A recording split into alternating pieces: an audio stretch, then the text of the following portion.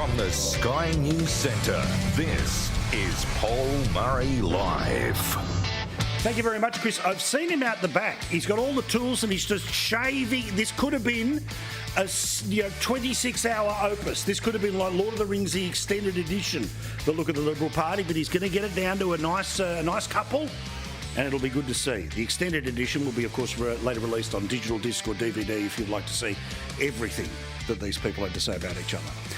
Now, how easily the press gallery is conned, how easily the 6pm news is distracted by the Prime Minister just saying something is so.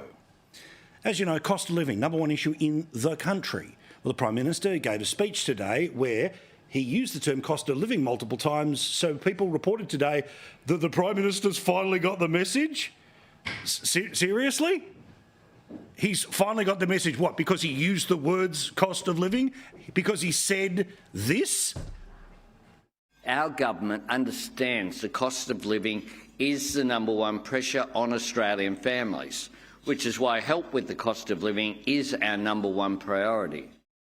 But one of the themes I hope I've drilled into you over the years is don't watch what they say, watch what they do.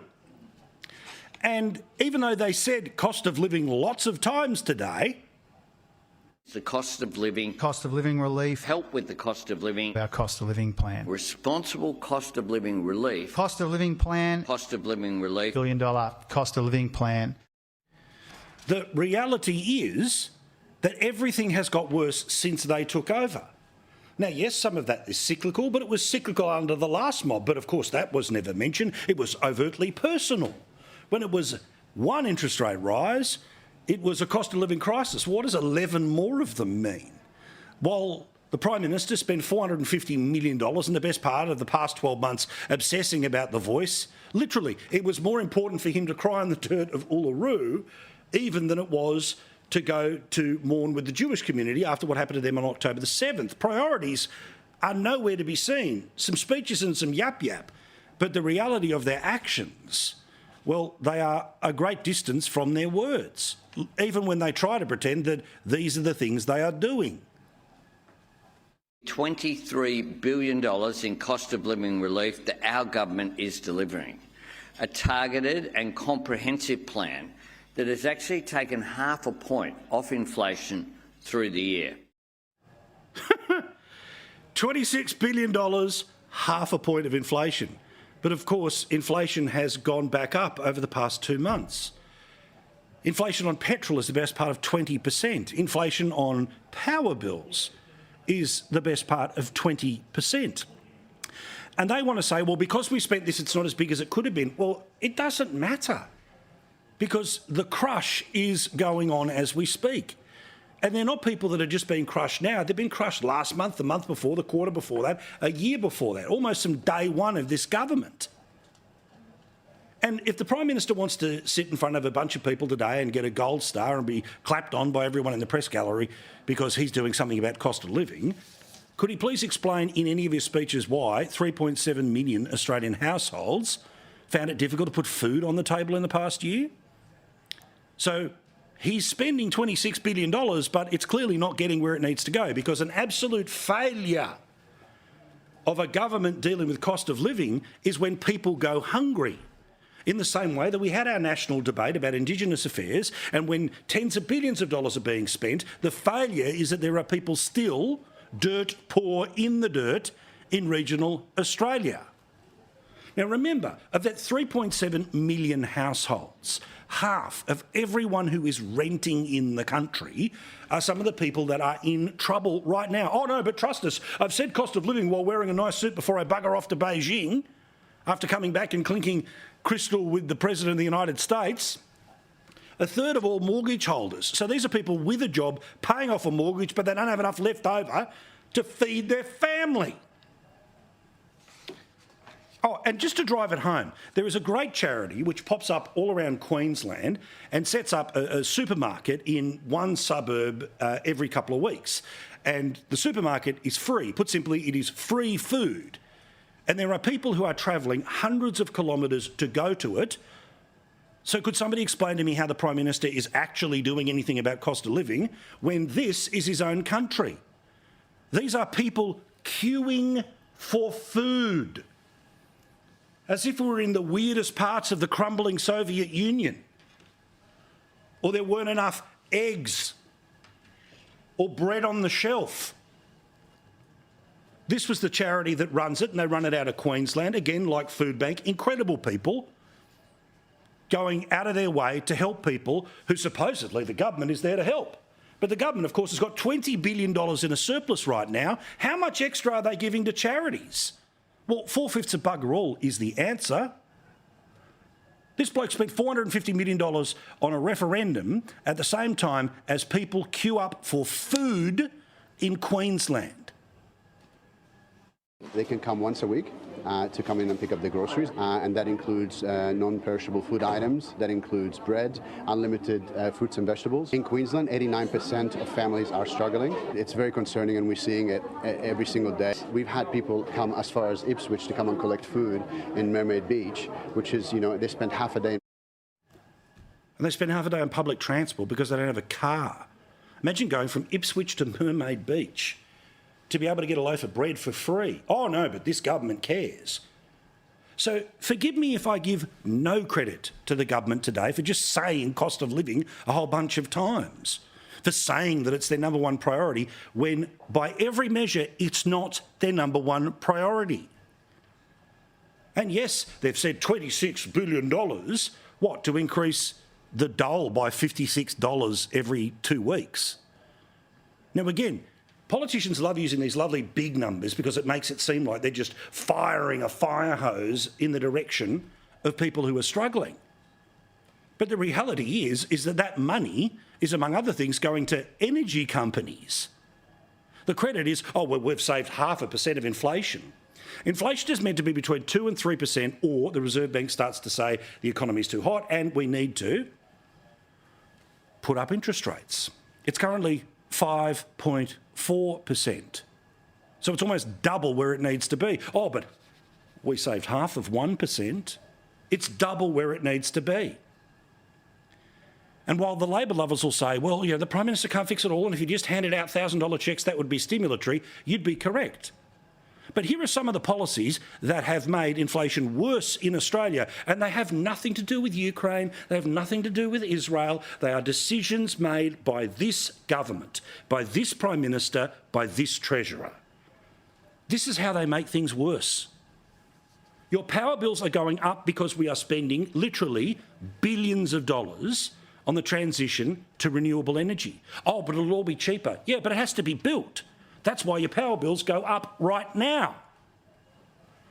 Petrol is at near record prices. They could cut it by 25 cents for 6 months, and it'd cost $3 billion. They could do it for a year. It could cost $6 billion. And they've got $20 billion in surplus, but they won't spend it. So every time you fill up, minus 25 cents per litre, that's the extra tax that Albo will not cut. They took $1,500 from 10 million people's tax returns, the low to middle income offset. This, of course, was there during the pandemic and should well have been extended during this cost of living crisis. And it wouldn't have been inflationary because it's your money. The government's not giving you any extra money. They're just saying $1,500 of the tax you would pay us, you don't have to pay. So you'd be able to, among other things, pay for bread for your family. They say that they're targeting government spending, but let's just look at raw dollars. This government is spending more dollars than any government of any time in history. Oh, they'll tell you that's merely population. Well, the point is they are spending more than any government at any time. That's the reality. Let alone, on top of this, there's a lot of stuff that's off budget. Things like what used to be the NBN, where that was paid for, or the $300 billion worth of submarines, that's off the books. So it's still hundreds of billions of dollars that we borrow from the rest of the world to build things. And infrastructure is important, but the reality is that most of our state governments have worked out that the way to keep themselves in power is to make it look like they are transforming their cities no matter the cost.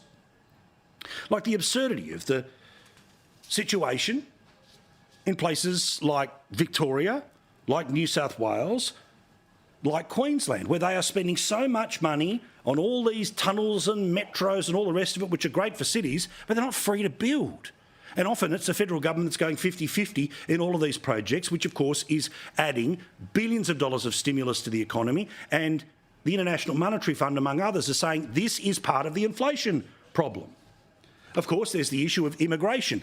This government is going to add 1.5 million people to the country in the next 2 years. They're already more than halfway there.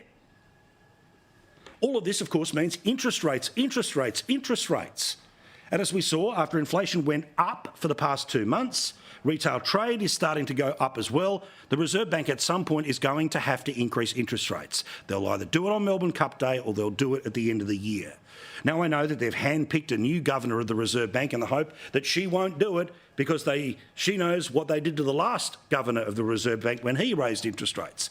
But at some point, she has to do it because inflation is twice the level of the upper end of what they want, which is almost 6%.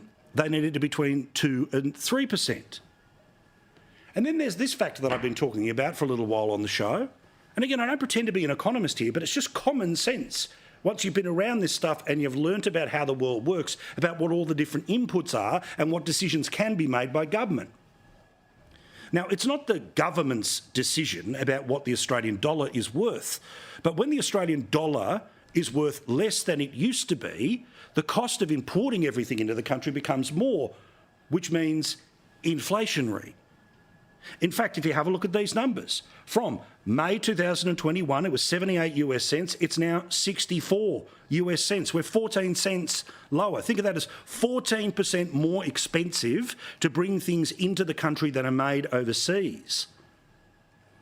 Things like clothes, which are basically all made overseas. Drugs at your chemist, they're all made overseas. Or cars, of course, they're all made overseas. And to drive home that this is not just some wild talking point, the ABS, thankfully, delivers the data that backs up our worldview each and every time that Australia is headed in the wrong direction, where 48% of the country also agrees. Because today, in the International Trade in Goods, they revealed that Australia's imports in terms of dollars, it raised by $2.7 billion or 7.5% in the past little while. So we are paying more for everything that comes into the country with a dollar that is worth less in a country that says, according to its Prime Minister, it's doing something about the top priority, but the reality is millions of people are having trouble putting food on the table. People are lining up around the block for free food in Queensland. He won't cut the tax on petrol. And because it's politically advantageous for politicians to stand and cut ribbons on things, we keep shelling out tens of billions of dollars on projects that, yes, we might need, but we can't afford. And then on top of it all, just keep tipping more people in. Keep tipping more people in. And yes, while technically the people who may well end up getting the residence here are here because of skilled migration, there's a thing called family reunion, which means the parents who often can't speak English, or people who end up being a drain on the welfare system, not because they're not good people, but that's just the reality. You hire someone for their skills and eventually they're able to bring their entire families over, which means the supposed number of 1.5 million over 2 years ends up blowing out way bigger than that. And good luck even going through Senate estimates to ask how many people have been using the family reunion scheme. We're trying. And it is even more opaque than the Prime Minister's diary, which will cost you $1,400 to have a look at, and most of it will be redacted. Meantime, there has been quite the reaction in lefty land over the past couple of days to former Prime Minister John Howard, who was over there as part of that giant sort of centre-right conference, the anti-Davos, and he made some comments recently about multiculturalism. Of course, the left only read this in one way because their Rorschach test means racist, racist. But have a listen to what he actually said, and I think he's right. Multiculturalism is a concept that I've always had a bit of trouble with. I take the view that if people want to emigrate to a country, it's on the basis that they adopt the values and the practices and the standards of that country, and in return, they're entitled to have the host citizenry respect their culture without trying to create some kind of federation of tribes and cultures. You get into terrible trouble with that. Now, you know what he's talking about. It's not code for racism. It is a plea for cohesion. But when you read what he had to say, this is what the headline screams over in The Guardian. And remember, most people on social media, they only read the headline. Most people on the online news sites, they barely read the articles. They might click on it, read the first two parts, but they're out. So when they see John Howard says he's always had trouble with the concept of multiculturalism, ooh. Or in other parts of the media, John Howard's surprising Aussie confession. People see that, oh, this is some sort of code, right? Old, pale and stale white man saying something about people of different beliefs or different language or different coloured skin or different religions, when, of course, that's not true. Australia has always been a nation of immigrants. And according to, again, the Bureau of Statistics, the place that we often go to because we have to agree on what the facts are, and these are the facts that come through things like the census, which is, of course, that every 4 years survey of the population. And it shows us here that there's an awful lot of people around the country who come from somewhere else. The blue is 2001, and the red is 2021. Almost 35% of people in Western Australia were born overseas. It's more than 30% of Victoria. It's more than 30% of New South Wales. It's about 30% of the ACT. It's about 25% of South Australia, a little less for Queensland, a little less for the Northern Territory, and a whole lot less for Tasmania. But Australia has always had people from somewhere else. And yes, that number grows because the birth rate in this country means that the Ponzi scheme of widening the tax base means you just keep getting people from anywhere you possibly can to keep paying the taxes so the government can turn around and say, we've got a surplus. But the actual consequence of a government that is awash with money still is its citizenry's lining up for food. Charities going begging to the government for one or two crumbs here or there so they can say, surplus, vote for us, we manage the economy excellently. Yeah, sure, we know that you got stuffed over for the past 3 years, but vote for us, we know what we're doing here. And where people come from, well, that has changed over the years, as you will start to see as well. And there's no problem with this. There's not a person watching us now who doesn't know someone from somewhere else. Now, obviously, we used to have the predominant group of people 20 years ago were coming from England. That's still the major group. But there's been huge surges in the number of people that have joined us from India, from China, from New Zealand, from the Philippines, from Vietnam, South Africa, Malaysia, Italy, and even places like Nepal, where you can see there's already 200,000 people that have just come to the country, called it its own, over the past 20 years. And again, as somebody who sits with the Australian flag behind me each and every night, who goes into the regions each and every month, I see the true face of Australia in 2023. And it's one that looks very different and far more diverse than 5 years, 10 years, 20 and 30 years ago. And that's awesome. No one has a problem with that. In fact, what I love about Australia Day and why I hate when all the lefties want to take away the Australia Day ceremonies is one of my favourite things to see every single Australia Day is thousands of people from all of those places that I just mentioned and a whole lot more who put their hand up and say, I'm going to join the country. They pass their citizenship tests. They're given an Australian flag. And they've joined the country that they believe to be equal or better than the one that they've come from, and they know that the future that lies ahead for their kids is better than the life they had for themselves. It's amazing to hear these people, because this is not the problem with multiculturalism. These are people who have come from lots of other places but love the culture that has been built out of Australia that is so loving and respectful to people from anywhere. I was really happy that I got it. It's a really good place. I really like it. New chapter, new life. Super excited. Just thinking it's quite a moment to have arrived here. So it's a very, very special day to me. We're proud of becoming citizens today. But here's the thing. What the former Prime Minister is talking about is when people from another part of the world try to bring the fights of the rest of the world here. where the want is to live in the great freedom and protection of Australia, but for some people to put their religion above the laws of the land. The want to continue to view the other person from another part of the world who now calls Australia home as not the same, but still different, still as different as the blood feuds have been in century, millennia, on every other pocket of the world.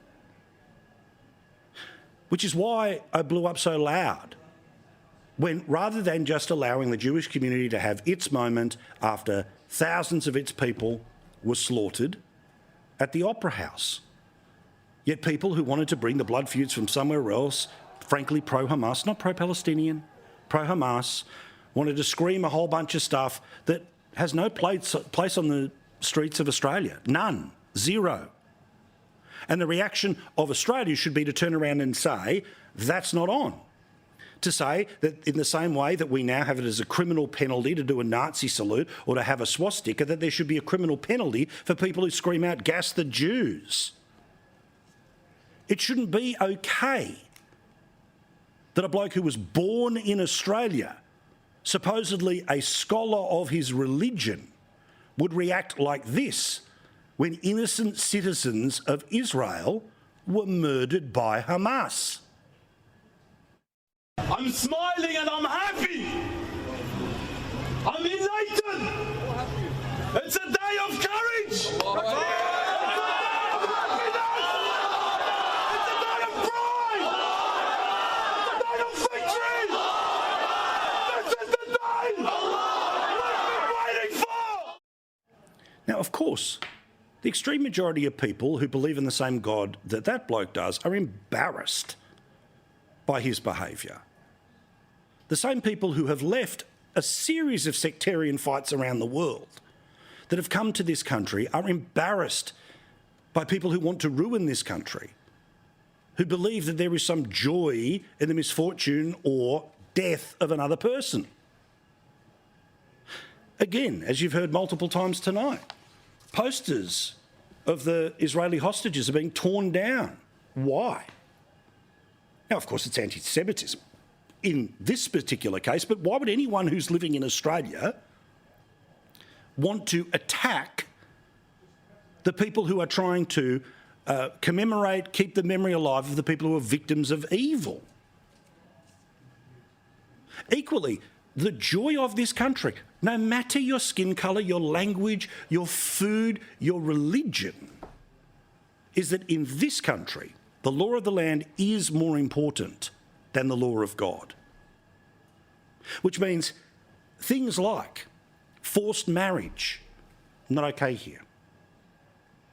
The attitude against homosexuality that means they're beaten in the streets of Aceh, not okay here.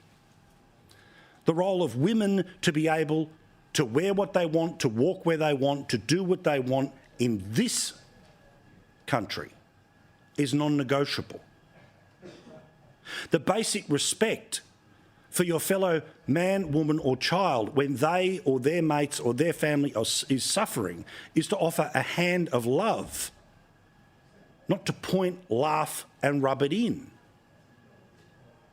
And again, in this country, despite all of the endless conversations we have about feminism, there is such little want to talk about practices where people again put religion above the law of the land, and they're involved in things like mutilation, largely of young girls. Now, this conversation will no doubt be reported to the umpire as some sort of racist dog whistle. It's quite the opposite. This country is amazing because the waves and waves and waves of people who have come here that have flourished and succeeded and turned not a dollar in their pocket and maybe even not a word of English on their tongue into a thriving life for them and their family is because they are grateful for the peace that we live in, the freedom that we live in, the equality that we live in, where the law of the land is more important than the law of anyone's God. But a country that says we have no problem with you honouring your God. But the idea that there are people who cheer on the nastiest of actions because of faith or religion, it's not okay here. And we need governments to be legitimately strong on this. We need police to say there is a line in the sand. There needs to be a difference between respectful, appropriate protest and stuff you're just not allowed to do. Like today, yet another of these pro-Hamas protests popped up, and somebody was ranting about the Prime Minister being too pro-Israel, while simultaneously the Prime Minister turned a question of anti-Semitism into Islamophobia, because that's the issue right now. And it held up a sign, one of these people held up a sign saying, "The Anzacs killed my uncle." Now, I presume the person with that sign was born here. But what's that supposed to mean? What point is being made here? You see, another of the lessons of this country is the power of atonement and forgiveness. The fact that in the lifetime of the people who fought World War II, they went from a scenario where the Japanese were bombing Darwin and starving people in concentration camps, that while those people were still alive, they saw Australia not shun Japan for the rest of its life, not punish its citizens, but instead normalise the relations, found a way to forgive, and in the lifetime of the people who fought the war against the Japanese, they swam with them on the beaches of the Gold Coast by the 1980s.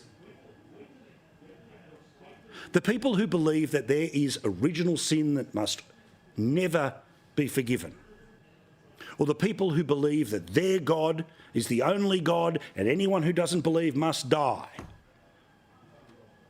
or the ones who believe that there is no limit to how we avenge our country and the sins that are purported against it, all of that's wrong. In this country, we get along. In this country, we take care of each other. In this country, we love each other. And in this country, we keep it the best in the world by leaving all of the crap behind, starting a new life. Because the joy of the great book that is the history of this country is that it is written. But the future is blank page after blank page after blank page after blank page. None of it is stained with blood, and none of it is already written. That's what John Howard was talking about. But it's not as sexy as the clickbait, right? Lots to get to tonight, including James Morrow, Stephen Conroy in this very man cave. We'll get to them in a moment or two's time. We'll also have a chat to Nigel Farage a little bit later. Just getting started. Thanks for watching. Go Australia. Lads, let us continue our conversation, and by that I mean the lads in here. I'm assuming there's just a couple of ladies watching, thank you. Try and get out of that. None other than Steve Conroy and James Morrow, because literally we were talking right up to the titles there, right up to the titles. Bang! There was a hard gear change. All right, lads, I just spoke at some length about my concept of multiculturalism, about what John Howard was talking about how he was uncomfortable with the concept of multiculturalism, and how the clickbait reaction to that is, oh, well, that means your stale, pale white man hates people of different... No, that's not the point, right? The idea is coming from anywhere in the world, understanding this is a better place and leaving the BS behind, right? Pretty simple idea. As lads who have enjoyed other parts of the world and families that have had other parts of the world, this is what I know you're all about. But what about, again, just this Rorschach test that, unsurprisingly, most on the left automatically failed today, to understand that I don't care where you're from, I don't care what you look like, I don't care what God you believe in, but the laws of Australia are more important than the laws of your God. The interaction of a peaceful citizenry is more important than the blood feuds somewhere else. Why is this a controversial opinion? Yeah, look, I mean, we've had a long tradition in what you've described. There have been times, though, I mean, we shouldn't have rose-coloured glasses. Of course. Okay, so when the Greeks and the Macedonians get into a fair bit, if you want to talk about Correct. Northern Greece / Macedonia / who owns Alexander the Great, and I've seen very passionate rallies, big rallies, about Macedonia should be able to pick its own name, not be called the former Macedonian Republic. And the old football, the old NSL used to be rife with all Serbs of and Croatians and Albanians. So, particularly from a Melbourne perspective, there have been big rallies where there's been arguments. The Turkish Cypriot issue can create mayhem in Melbourne. The Turks and the Greeks arguing about Cyprus. But it hasn't led to the sort of intimidation. When I talk to my friends in the Jewish community at the moment, their children are scared to walk the streets. There was a story today about one of the Jewish schools has said you don't have to wear your uniform to school at the moment because kids are genuinely scared. Now, when we're heading towards mob rule, when we're heading towards, because we can be the loudest and we can be the most intimidatory, that's where there's a change in even an argument between Greeks and Turks, correct, or Armenians. Like, there's plenty of history here, but I don't know anyone's felt intimidated to walk the street. No, and this is where I again reacted like we all did about that Opera House protest, right?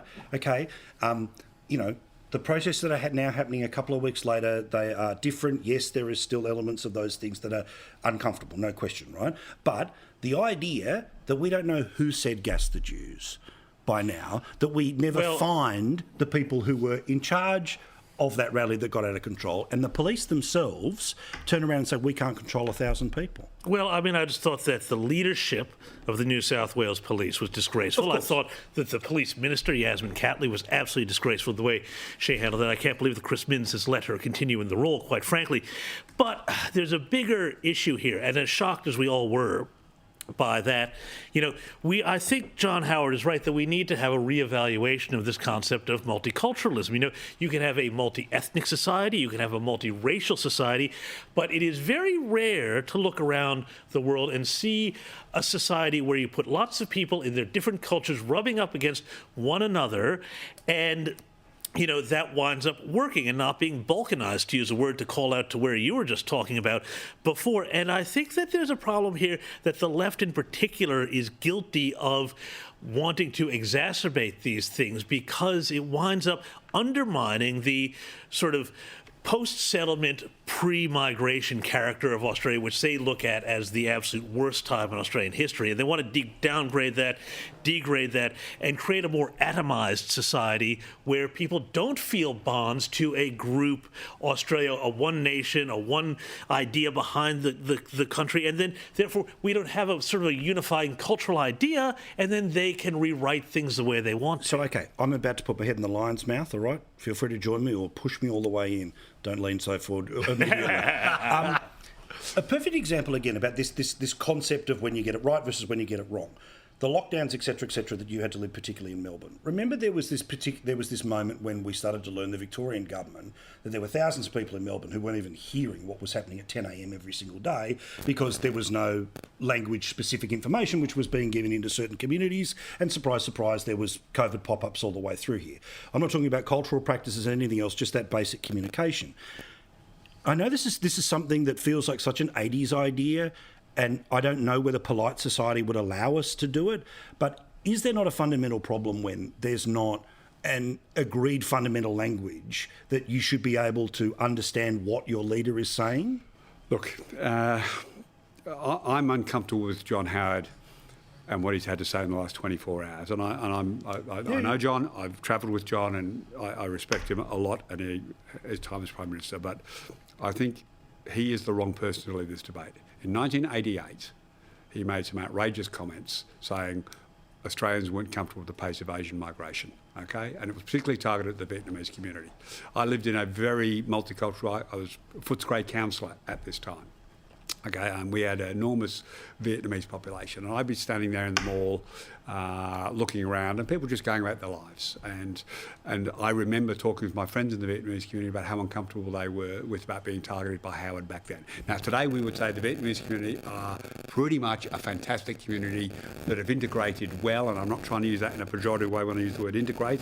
I've got a different concept. But that shouldn't be a pejorative word, integrated. No, but they have become part of our mainstream society, and we value them, we welcome them. Whereas John Howard called it out back then, and there was huge reaction. I would then say for those, and I know where this debate sort of leads, and I don't mean that in a pejorative sense, like if we were to apply the test that perhaps we're talking about now to, say, the 50s and the 60s, then perhaps there wouldn't be as many Jewish people here. No, that's true. We had a very bad record. They had to do English classes. They had to do... That's what I'm saying. Again, I'm not fully up with where we are in 23, but to me, it feels like that there doesn't seem to be the emphasis on saying, cool, come from wherever you want, but here we'll give you the tools to get up to date on where everyone else is. Yeah, and I mean, I think that's my point. And I think that's right. I mean, obviously, these are sensitive areas for a lot of people. I'm a migrant here myself. I had to learn Australian. It was very tough. I took a lot of classes. You sound more rocker than I do, mate. Learned how to order a scooey of beer and all that stuff. But please tell me you did it like that. May I please have a scooey of beer?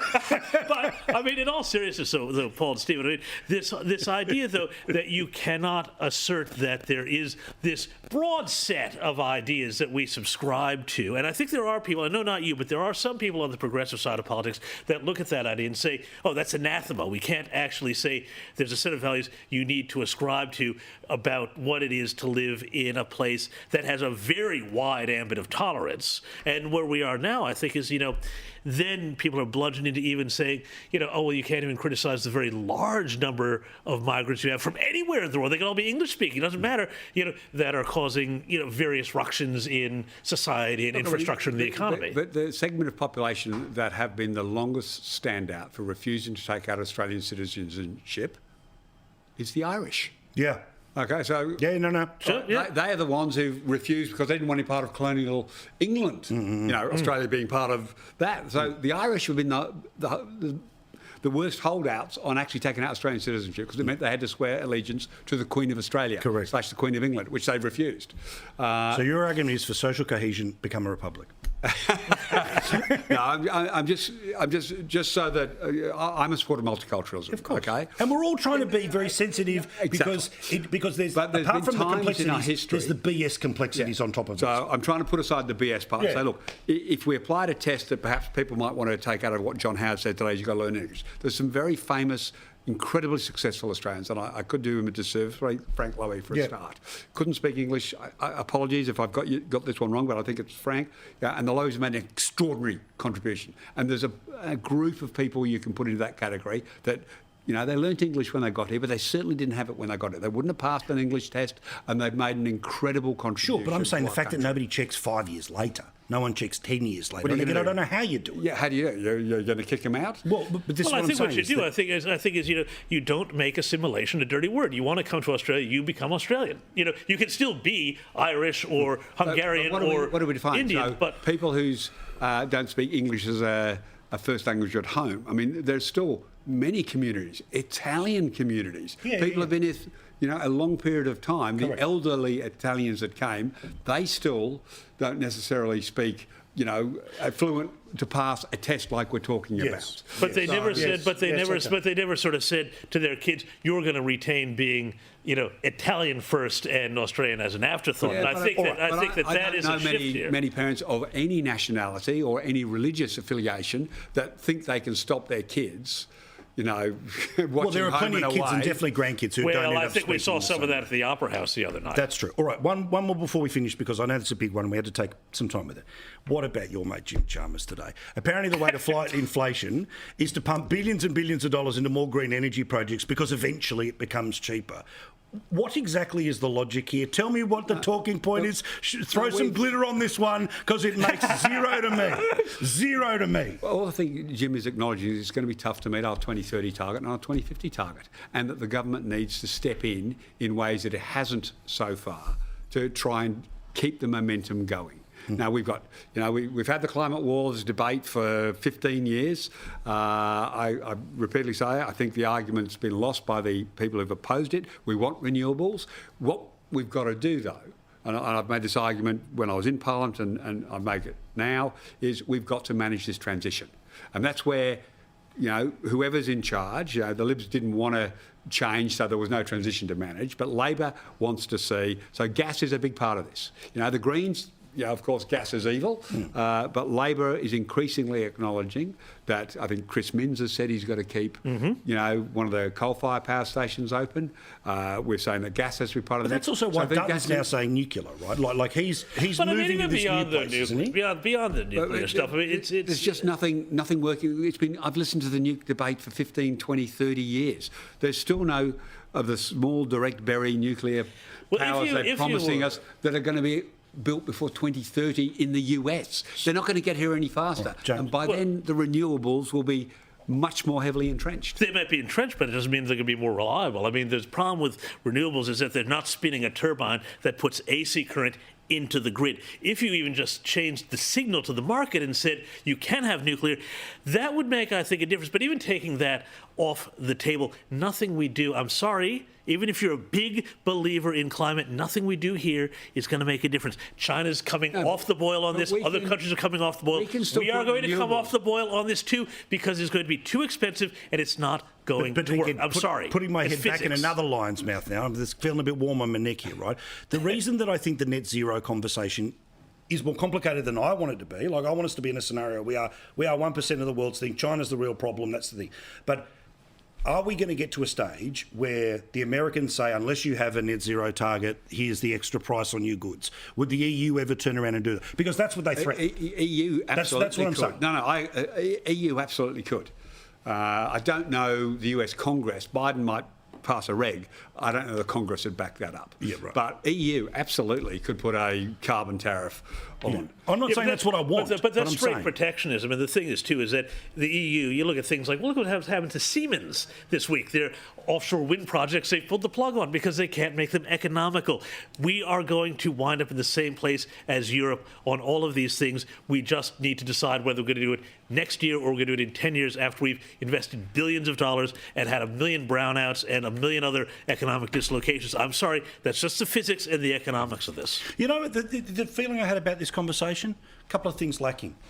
Smokes, whiskey, that would have been about it. Otherwise, it's all good. Hot chocolate for me. Yeah, it's a chocolate for you. Okay, all right, fair enough. And lots of football talk. Thank you very much. Do appreciate it, lads. All the best to the Matildas, by the way. 3-0 last night over Chinese Taipei, otherwise known as Taiwan, the country that should be known by that name. Quick break. Back with more Nigel Farage next.